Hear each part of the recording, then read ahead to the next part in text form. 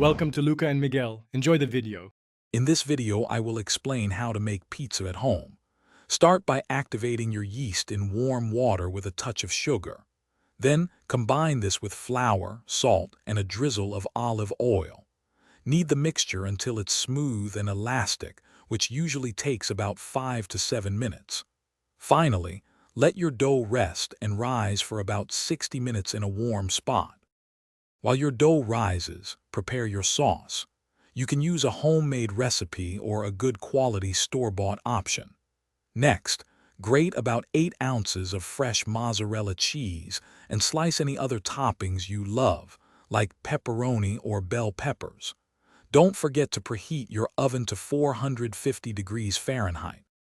Once your dough has risen, gently punch it down and shape it into your desired pizza round. Spread an even, thin layer of your delicious sauce over the dough, leaving a small border for the crust.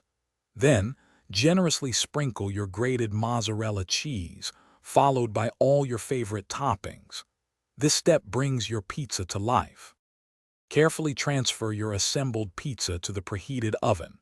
Bake it for about 12 to 15 minutes or until the crust is golden brown and the cheese is bubbly and melted.